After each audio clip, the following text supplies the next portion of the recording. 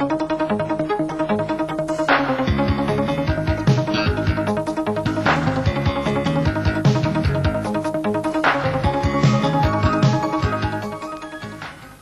again and welcome back to our video training series on power system protection. Even if the protective relays, breakers, CTs, VTs, and communication equipment all seem to work exactly as planned, our job is not complete. We still need to investigate each disturbance after the fact. But why is it necessary to go back and analyze faults after they happen? Well, this is done for two basic reasons. First, to check that the relays and breakers are operating as intended, and second, to explain any misoperations and predict any future problems. Protective relays and breakers operate extremely fast. They can clear a fault in just a fraction of a second. Unless we can capture fault data and reconstruct what happened during that very short time frame, we would probably never be able to pinpoint the cause of relay or breaker misoperation. Furthermore, even if the protection seems to operate correctly, there could be problems that would go unnoticed if an after-the-fact analysis is not conducted. Here's an example that shows why every fault on the system should be investigated. In this simplified one-line diagram, a high-voltage 500 kV transmission system is connected to a 161 kV sub-transmission system through substation X. The YY transformer is equipped with CTs in the grounded neutral leads on both the high-voltage and low-voltage sides. The CT secondaries are then connected in parallel so as to monitor the total ground fault current from both the 500 kV and 161 kV systems. The current monitored by this CT arrangement is referred to as the station neutral ground current. A single line-to-ground fault occurred on C phase of one of the 161 kV lines leaving station X. These traces were recorded automatically by an oscillograph machine installed to capture fault information. Here we show the C phase current on the faulted line and the station neutral current. Just prior to the fault, normal load current flows in C phase of the line, and the station neutral current is close to zero. When the fault occurs, both phase current and neutral current increase dramatically, as we would expect. After about 5 cycles, breaker number 1, protecting the faulted line, trips to clear the fault. There are about 30 cycles of line dead time before breaker number 1 recloses. Like most faults on overhead lines, this one was transient in nature. It was probably caused by insulator flashover from a lightning surge, or perhaps high winds momentarily pushing a tree branch into the conductor. 30 cycles of dead time with no current flowing is usually sufficient to allow the fault arc to deionize. So when the breaker reclosed, it did not trip out again. You can see from the trace that breaker number 1 has successfully reclosed. So far, the line protection has operated exactly as we would expect. But take a look at the station neutral current.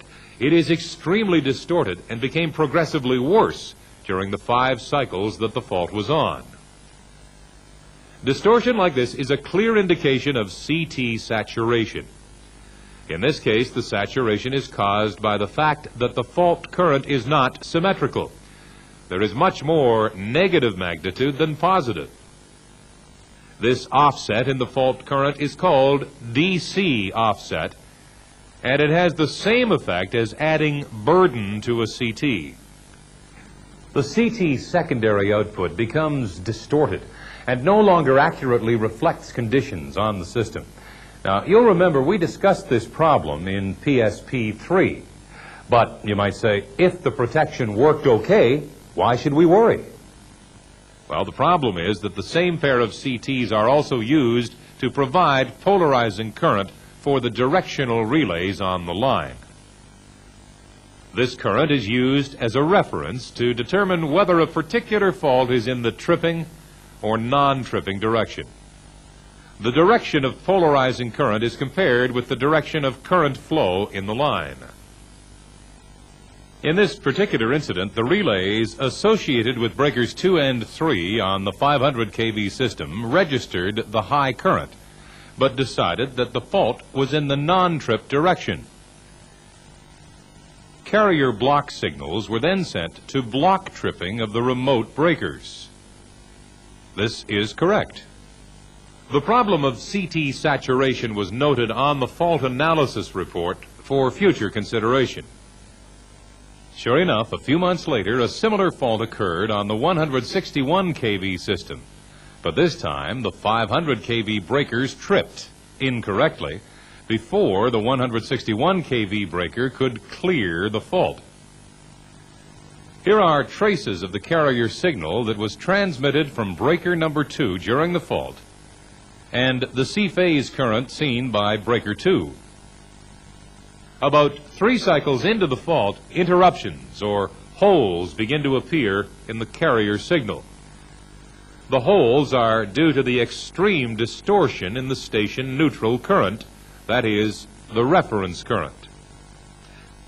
How is this? Well, when the relays at breakers 2 and 3 compare the ground residual current with the distorted reference current, the phase relationship is unclear.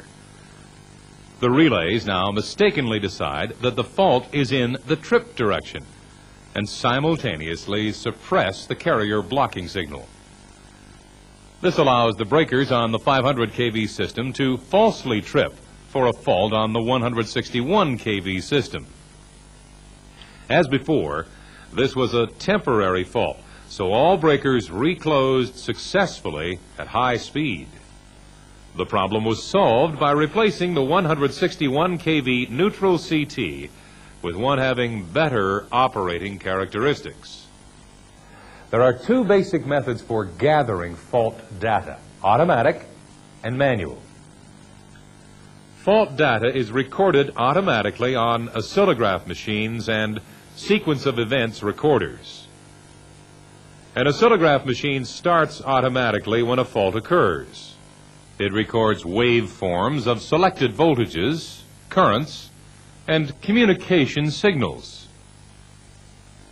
On the other hand, a sequence of events recorder constantly monitors the status of control switches, breaker contacts, and relay contacts. Whenever a change in status occurs, the device number and the status change are printed out as a typewritten list. These automatic recording tools will be described in more detail in the next segment. Fault data can also be gathered manually. This is done by checking and logging the operation of protective relays.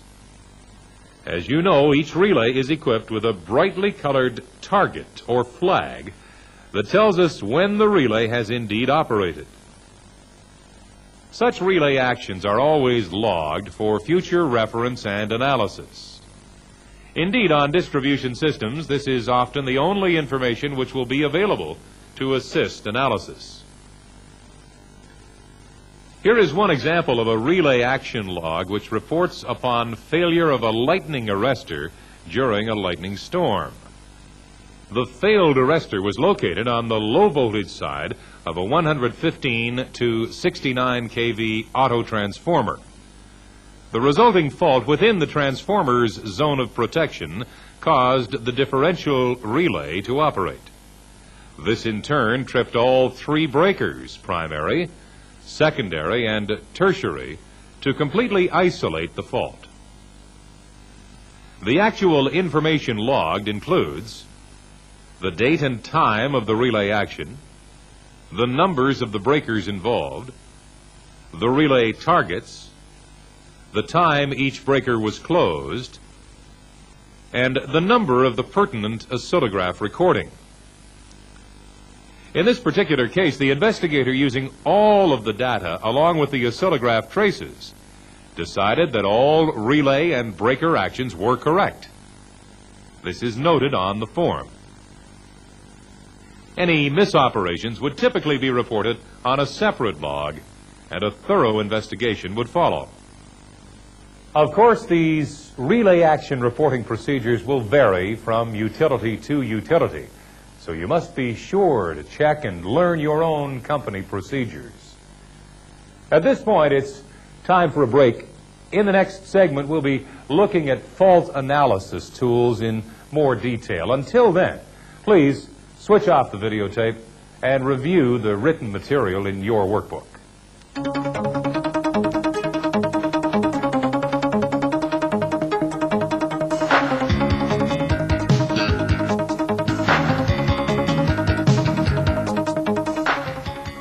In this segment, we'll be looking at the most common analysis tools which are used to investigate faults and other disturbances on the power system.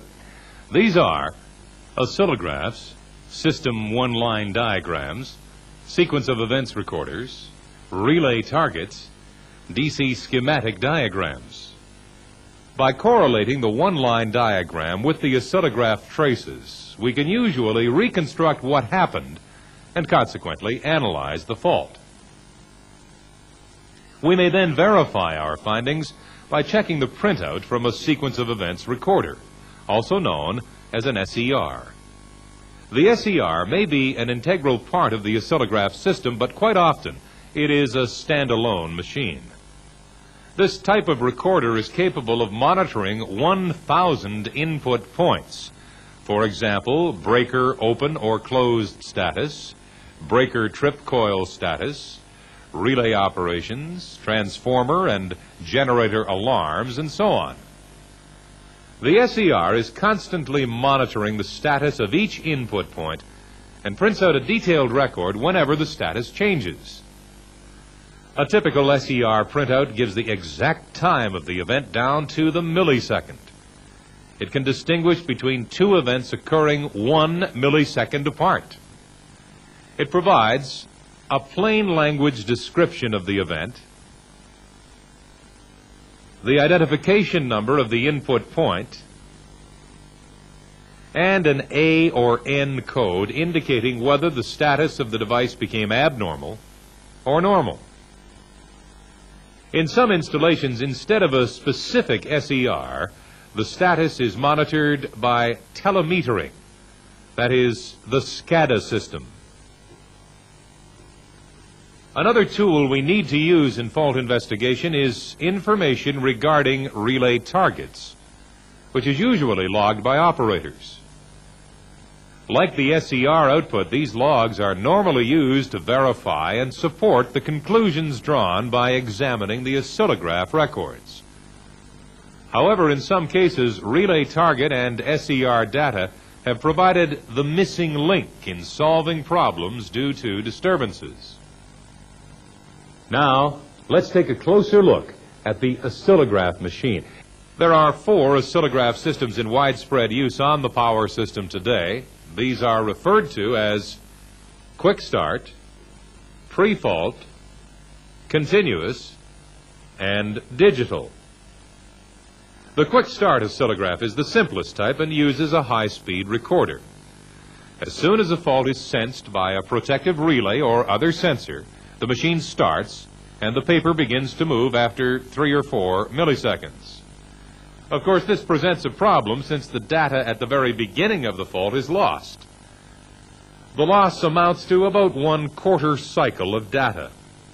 Also, there is no way of capturing the conditions on the system just prior to the fault.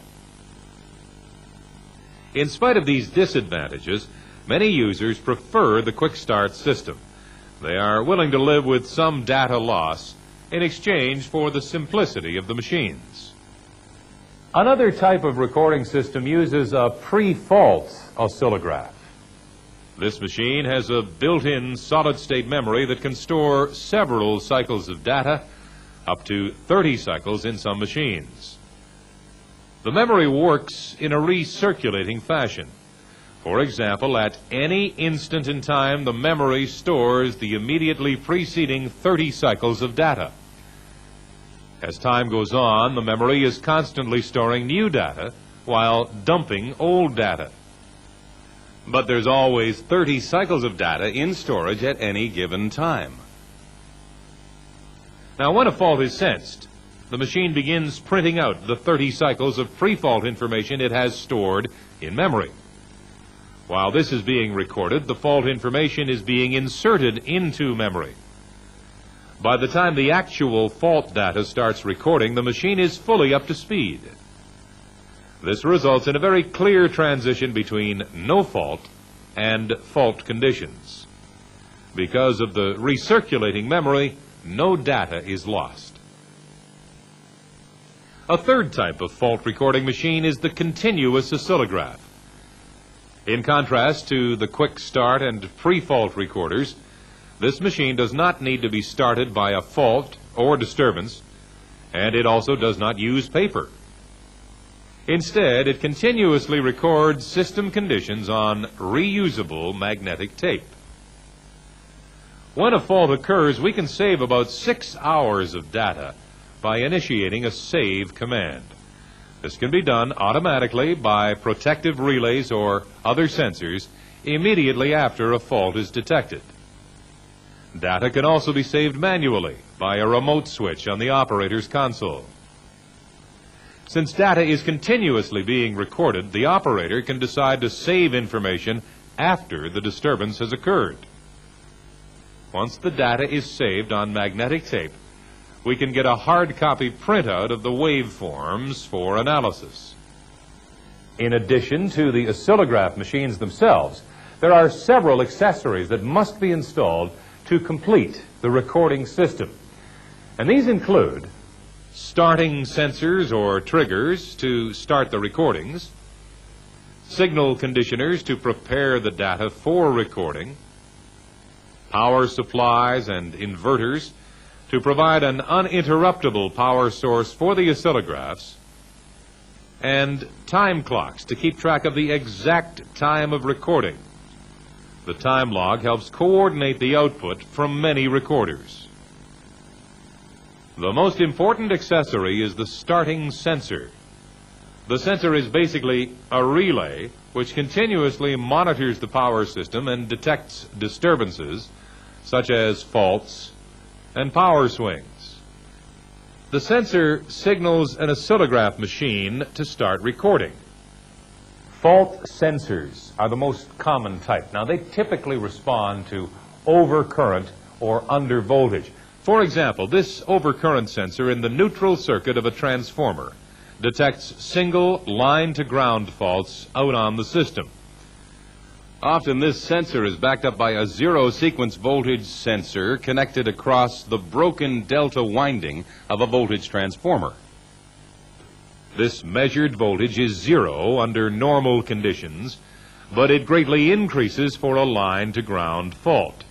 Thus, we can set the voltage sensor very sensitively to provide good backup for the current sensor. We can also use a negative sequence voltage sensor connected to the bus. This will sense a phase-to-phase fault on any line connected to the bus. You will remember this phasor diagram from an earlier lesson. It shows the voltage broken down into its positive and negative sequence voltages. Before the fault, we have balanced three-phase voltages. The negative sequence component is zero. As soon as the fault is applied between A and B phases, the negative sequence voltage suddenly increases. So when this sensor detects negative sequence voltage, we can be quite sure that a fault has occurred and recording can begin.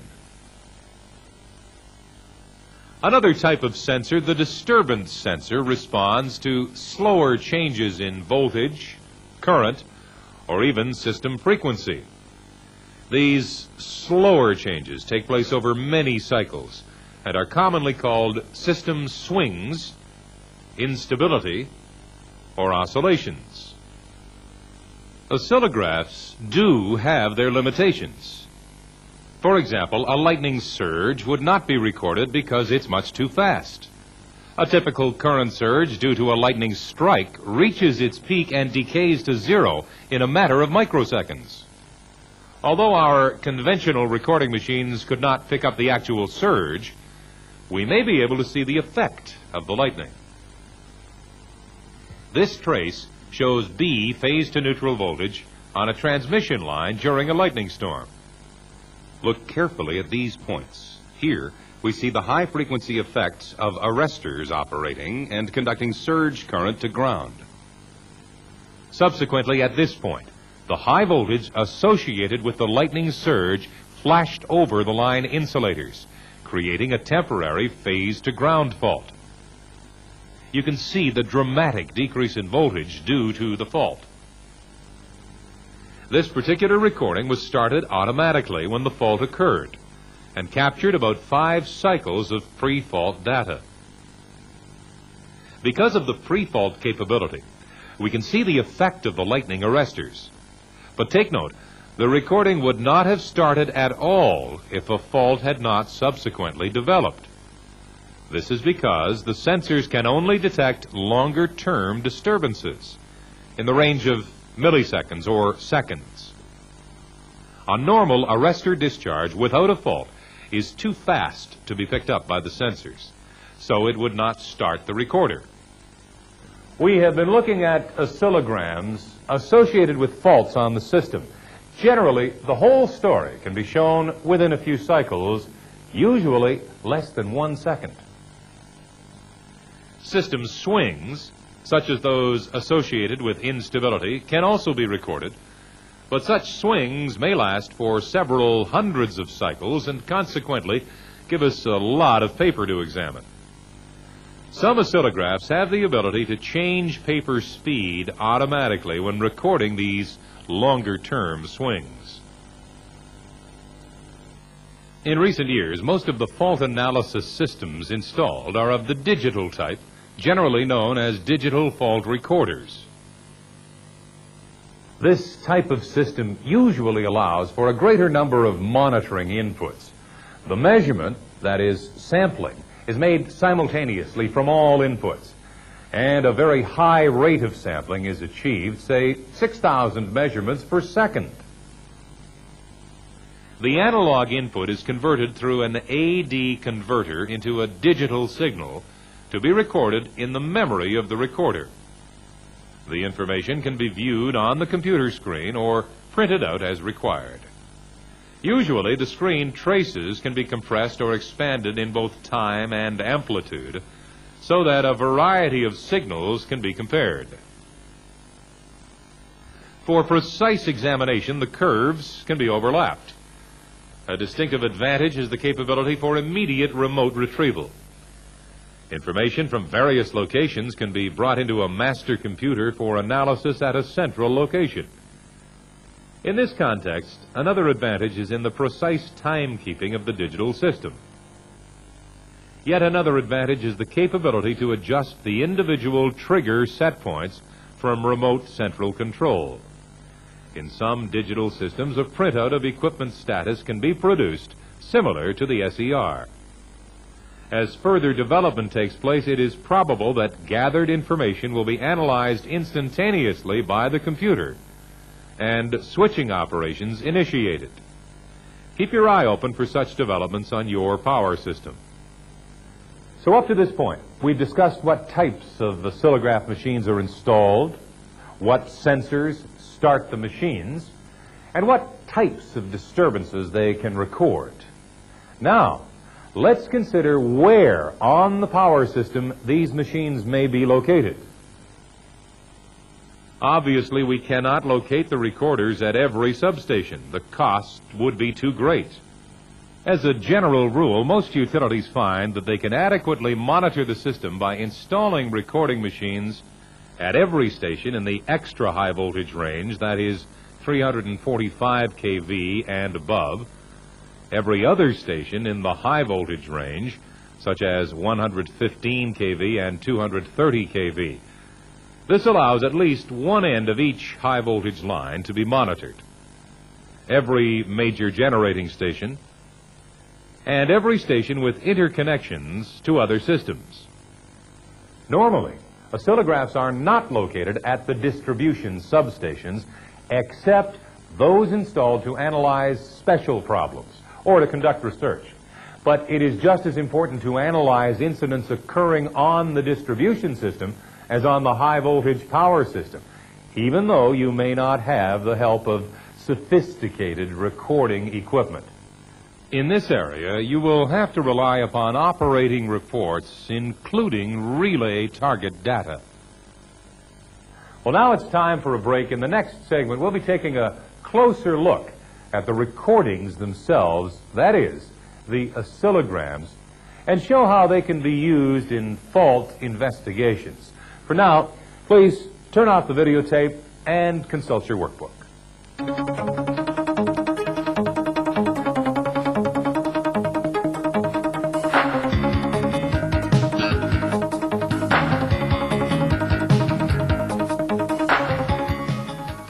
The oscillogram is probably the single most important tool for analyzing faults on the power system. Just what can we tell from this collection of wiggles on a piece of paper or on a computer screen? Well, very quickly, we can deduce what type of fault occurred. Phase to ground, phase to phase, and so on. What phases were involved, and whether or not the breakers and relays operated correctly. Now, just how much system data do we need in order to make a proper diagnosis of system faults and other disturbances? First, you should recognize that we cannot monitor every voltage and current in a particular installation. Many older recorders are limited to 32 channels of information. New digital machines allow 64 channels or even more. Either way, the precise data to be monitored must be carefully selected to get the maximum amount of information after a fault has occurred. At this transmission substation, for example, some of the more important quantities to monitor are bus voltage between each phase and neutral, line current in at least one phase, line residual current, transformer neutral current, and received carrier signals for each line. Let's look at each of these quantities and see why they are important in analyzing faults. Bus voltages are important because they can usually tell us what type of fault has occurred. Low voltage on one phase indicates a single line-to-ground fault somewhere on the system. Two low voltages can mean a line-to-line or double line-to-ground fault. Three low voltages indicate a three-phase fault. We can sometimes save on channels by routing three voltages, A phase, B phase, and C phase, all to one channel. This is called multiphasing or multi-channeling of the voltages. It is done by feeding the measured three-phase voltages to a rectifier circuit. The output voltage of the rectifier consists of just the peaks of the voltages in each phase, and this is what is printed on the oscillogram. The scaling which represents voltage is different for each phase, so that we can easily differentiate. In this trace, the A phase appears to have the highest peak, followed by B, then C. As a matter of fact, this oscillogram shows the incidence of a fault. Look here, the B voltage has decreased, while A and C remain normal. Multiphasing comes in handy when we wish to monitor voltages on individual lines in addition to the bus voltage. A common arrangement would be to use a separate channel for each phase to neutral bus voltage, and then multi-phase selected line voltages. It's also important to look at phase current in each transmission line. The current traces can then be compared with voltage traces to confirm which phase or phases were faulted. A sharp rise in current and drop in voltage on A phase, for example, is a pretty sure sign of an A phase fault. Often there are not enough channels to monitor each phase current of every important line. So, quite often, only one phase of each line is monitored, with the phases alternating from one line to another. However, every major transmission line should have its residual current monitored. Where CTs are Y-connected like this, we can conveniently measure residual current or 3I0 current in the neutral return circuit. These are the same CTs that provide input to the protective relays for line protection. As you know, the residual current, IR, is the phasor sum of the three-phase currents. Normally, it is very close to zero. But when a line-to-ground fault occurs, this current becomes very large. You will often see the residual current expressed as 3I0. Remember, the magnitude of current for a single line-to-ground fault is just 3 times its zero-sequence component. Another very sure way of detecting ground faults is to monitor the current in the grounded neutral of a Y-connected transformer winding.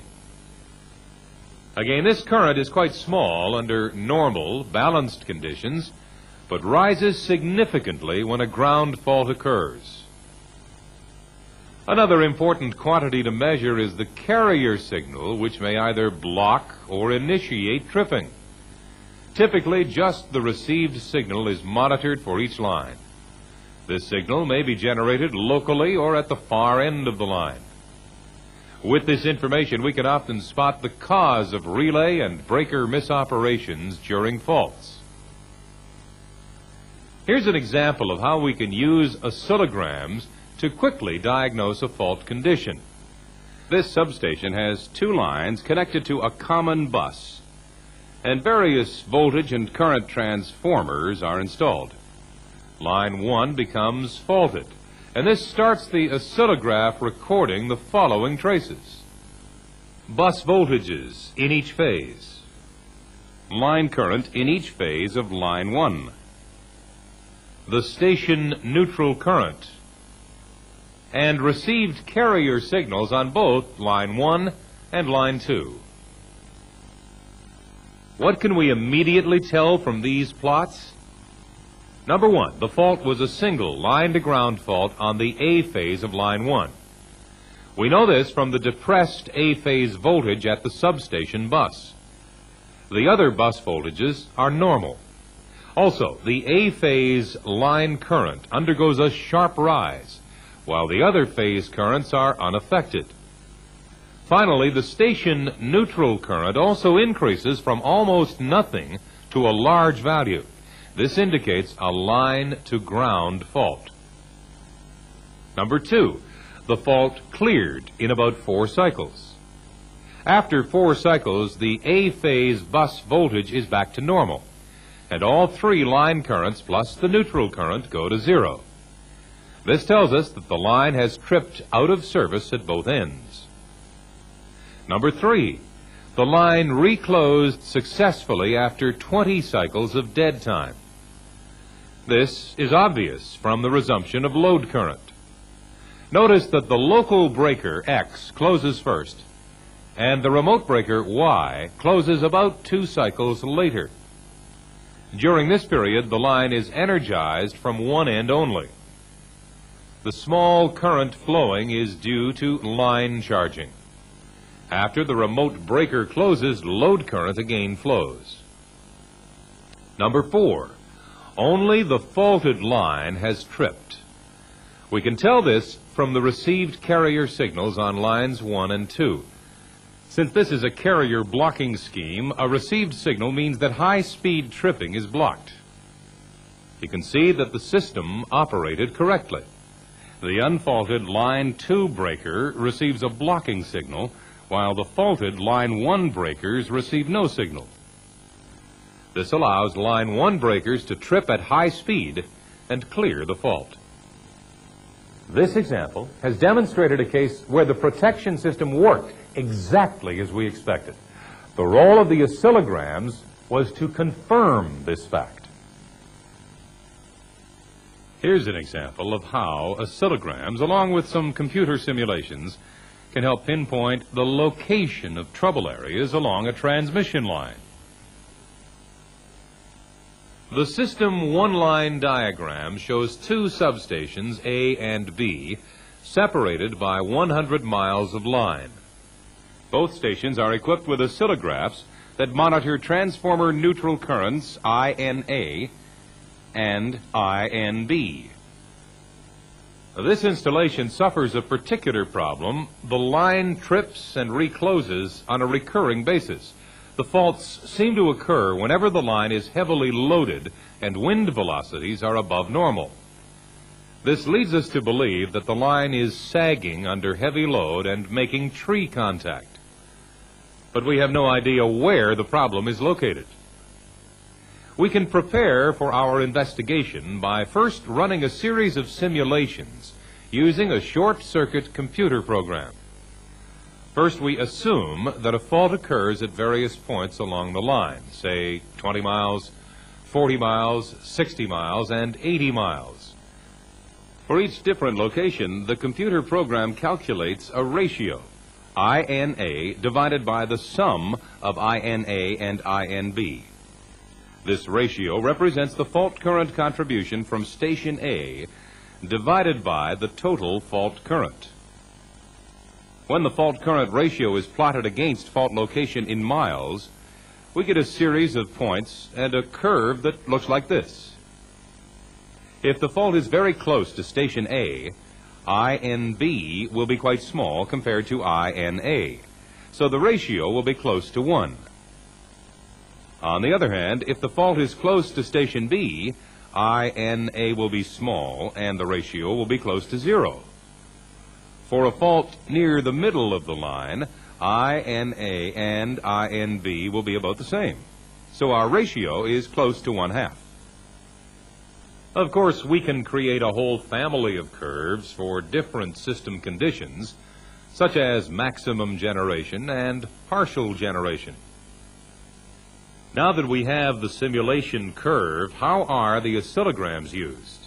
Well, after a fault occurs on the line, the oscillograms are checked, and the magnitude of neutral current in each station is read from the plots. For this particular fault, INA is 1,500 amps, while INB is 4,000 amps. Our fault current ratio is 1,500 divided by 5,500. This works out to be 0.27. Now, going back to our computer simulations, we can select the curve that most closely matches system conditions at the time of the fault. The ratio of 0.27 corresponds to a line length of about 75 miles. Thus, we conclude that the trouble spot is approximately 75 miles along the line from station A to station B. In this particular case, a foot patrol located the probable tree contact within a mile of the calculated distance. The problem of recurring tripping of the line was solved by tree trimming. Incidentally, some utilities use fault locators which are programmed to perform the calculations and then give us the exact distance to the fault. Okay, in this segment we have shown a couple of examples of how valuable oscillograms can be in a fault investigation.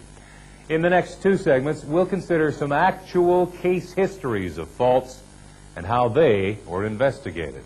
At this time, switch off the videotape, study this material in your workbook.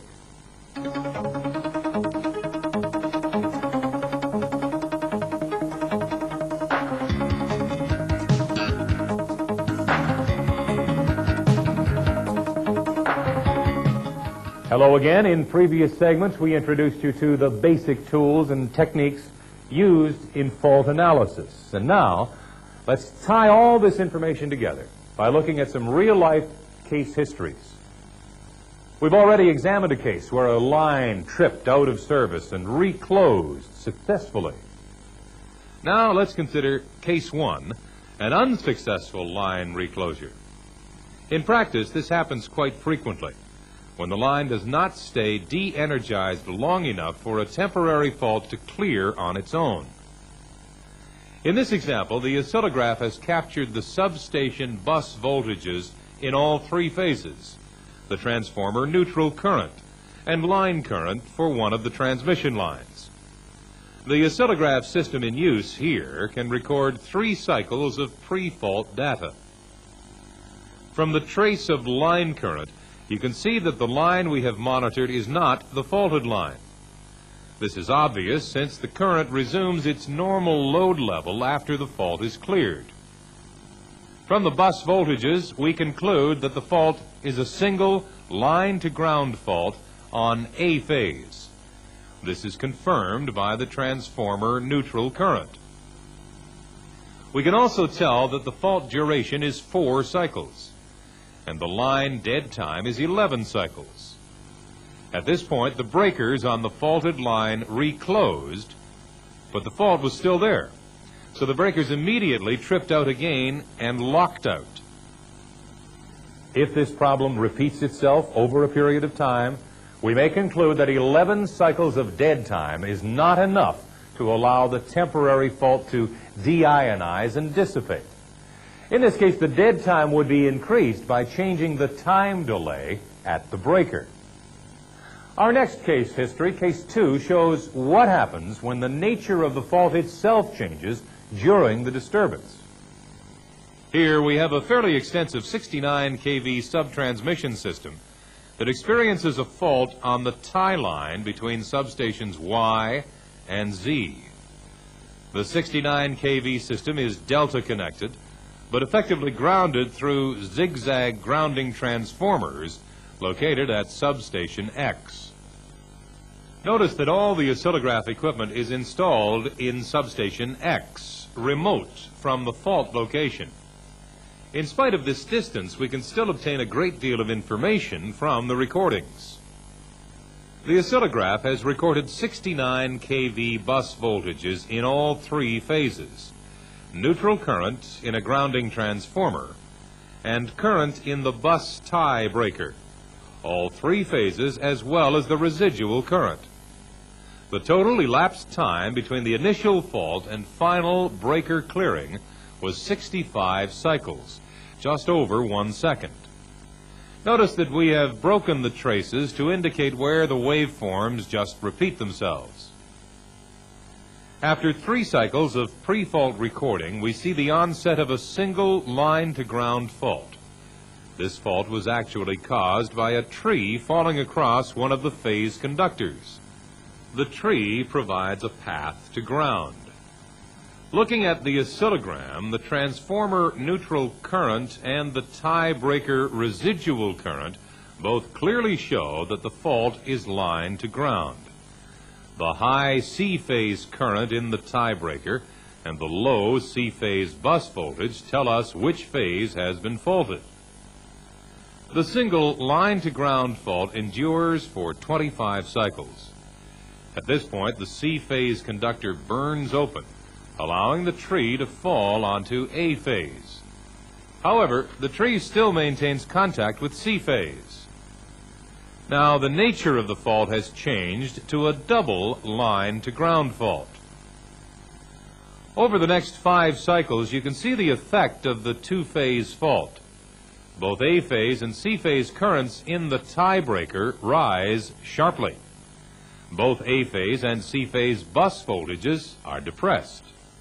Transformer neutral current and tie breaker residual current are both still present, but they are reduced in magnitude. This is because a double line-to-ground fault is more balanced than a single line-to-ground fault. At this point, breaker Y finally trips to clear one end of the faulted line. The tripping occurs 30 cycles after the initial line-to-ground fault started. This is reasonable since we are dealing with a high impedance fault. Thus, the level of fault current is low, resulting in a relatively long operating time. For the next 25 cycles, we still have a double line-to-ground fault, but the current magnitudes are very much reduced because one end of the line is open. You can see that the A and C phase bus voltages are back to near normal. At this point, the fault again changes. The A phase conductor now burns open. The tree contacts B phase and falls to the ground. But all three open conductors are now in contact with ground, resulting in a three-phase to ground fault. For the next 10 cycles, we have a balanced three-phase fault. You can see this from the three fault currents in the tiebreaker and the fact that neutral and residual currents are now zero. Breaker Z at the other end of the faulted line now trips to completely clear the fault. This occurs 35 cycles after breaker Y trips. Again, this is reasonable because the fault current is low and also because the fault is in zone 2 of breaker Z's protection. Thus, tripping is further delayed.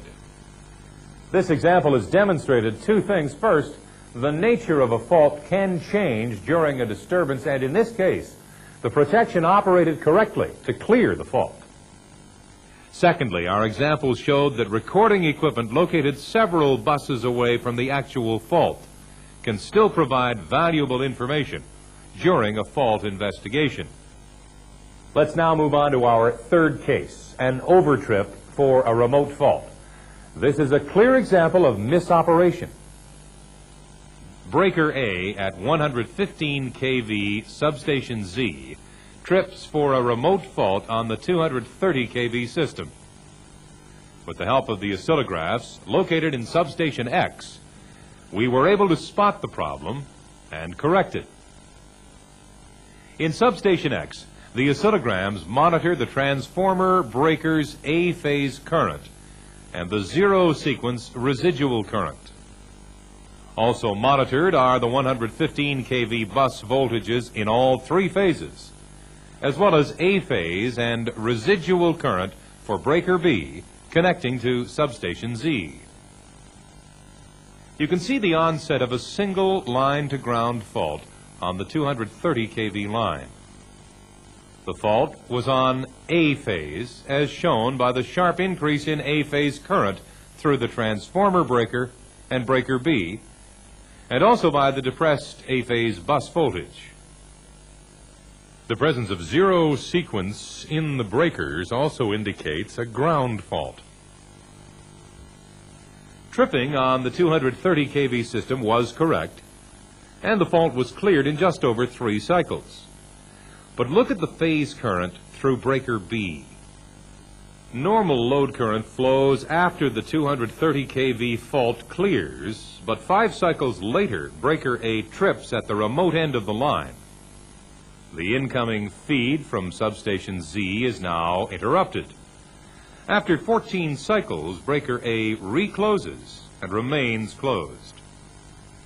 Further investigation revealed that while the fault was on, breaker A received the proper carrier blocking signal. But this signal was removed too quickly. As a result, the relays at breaker A saw fault current as well as a green light to trip. The problem was solved by resetting the timing of the carrier block signals. Again, this is a case where the overtrip problem may have gone unnoticed if we had not checked the oscillograms. Okay, let's take a break now, and then we'll come back and describe some more examples. In the meantime, switch off the videotape and review your written materials.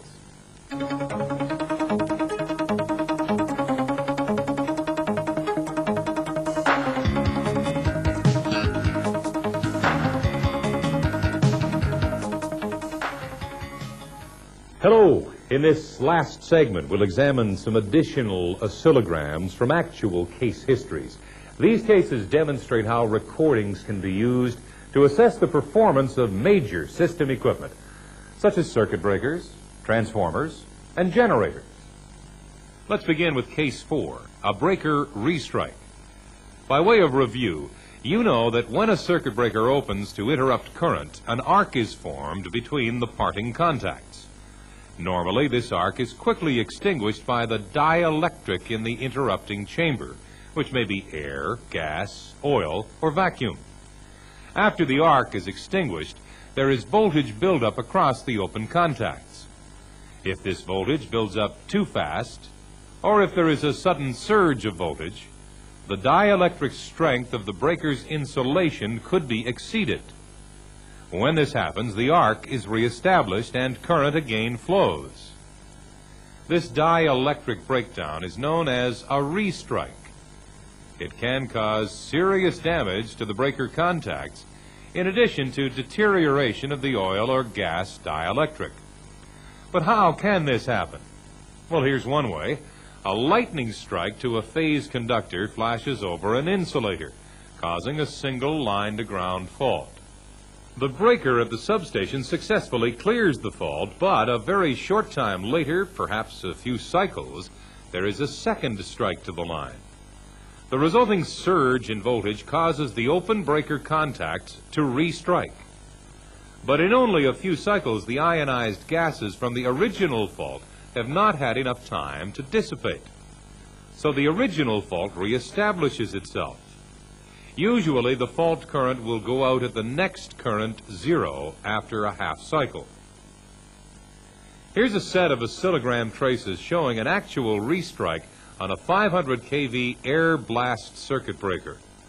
The initial fault was on B phase to ground, and it successfully cleared after 7 cycles. About 1 cycle later, lightning struck C phase conductor, causing the breaker to restrike. In this instance, the original B phase fault was not reestablished, but a different fault occurred on C phase. Thus, the lightning strike caused both a restrike and a fault. The C phase fault current was extinguished 1/2 cycle later. Notice that the fault on C phase was more than double the magnitude of the initial B phase fault. Well, so much for breaker restrikes. We've seen how oscillogram recordings can be quite useful in spotting this type of breaker performance. Now let's consider case number 5, generator instability. We've already mentioned that unlike a fault that is cleared in a few cycles, instability may last for several hundred cycles. This is on the order of several seconds. But like a fault, the effects of instability can be captured on an oscillograph for future analysis. As you know, instability can occur when the rotors on the synchronous machine speed up or slow down in response to some disturbance. The disturbance can be a fault, loss of a generator or line, or a load change.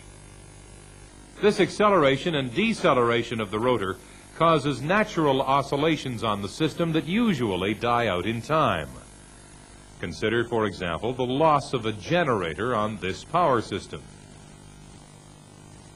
This trace shows megawatt flow into the area. The inflow immediately increases to supply the loss. But before the remaining generators settle down to their increased megawatt outputs, you can clearly see some oscillations. Most oscillations like these are well damped and die out in a few seconds. However, sometimes the oscillations actually grow in magnitude with time. You will remember that we discussed this problem of instability in an earlier tape. When instability occurs, we will see oscillations not just in megawatt flow, but also in voltage, current, megabars, and system frequency. Oscillations in voltage and current show up as envelopes superimposed on the normal 50 or 60 hertz voltage or current. This example shows generator terminal voltage and stator current recorded on a conventional fault recorder in the power plant. In this case, the unit lost synchronism and began slipping poles after a major tie line was opened. The recording shows about 1 second of the disturbance. At this point, the generator trips offline. You can see that oscillogram recordings such as these are quite valuable to engineers and others concerned with investigating a disturbance. They provide us with documented evidence of the disturbance and allow us to determine if the protection has operated as planned. Let's now move on to our final case study, case 6, transformer energization. Here, we'll show how an oscillogram analysis can help improve switching procedures for system dispatchers. We're considering 2 different switching procedures for energizing this 500 kV, 230 kV transformer. In the first procedure, breaker C is closed to energize the transformer, with breaker D at the remote terminal open. In the second procedure, breaker D is closed first before energizing the transformer with breaker C. The oscillograph has recorded voltages and currents on the line side of breaker B at the transformer substation. Here we show the traces for procedure 1 with breaker D open. This looks quite strange. Voltage VA on the A phase shows some distortion, also VC to a lesser extent. And this current IA must represent transformer magnetizing current. Your workbook explains why only one phase is affected. First, recognize that we have 150 miles of open 500 kV line. This means that the voltage at the very end of the line at breaker D will be quite high due to the capacitive line charging. That is, the Ferranti effect. This voltage was measured to be 567 kV. In fact, there is a voltage rise all along the length of the line. At the transformer substation, the voltage is also quite high, 560 kV. The moment breaker C closes, this high voltage is applied to the transformer, forcing it into saturation. This results in a very large magnetizing current flowing into the unloaded transformer. As you know, this magnetizing current is distorted and unbalanced. This causes distorted voltages at the transformer that may very well stress the transformer insulation enough to cause a failure. The second switching procedure shows the effect of closing breaker D before energizing the transformer. Now we have normal load current flowing along the line before the transformer is energized. Since there is no longer an open-ended line, voltage at the substation bus is about 10% lower than when breaker D was open. Now, when breaker C closes, there is still distorted magnetizing current flowing, but it is much smaller in magnitude. This is because the voltage impressed on the transformer is much lower. In fact, you cannot even see the magnetizing current on the oscillogram because it is very small and superimposed on the normal load current. But you can see that the transformer voltage is now much less distorted, so the insulation is less stressed. Our lesson here is quite simple. Transformers should not be energized from long, open-ended lines, especially high voltage lines. The proper switching procedure is procedure 2. Close breaker D before energizing the transformer. Okay, so we've now reached the end of our lesson on fault investigation and analysis. Our objective was not to make you an expert in interpreting oscillograms. Rather, we've given you a general overview of why fault investigation is important and how oscillograms and other tools can be used to understand and solve a variety of problems on the power system. Please switch off the videotape at this time and go through this material in your workbook.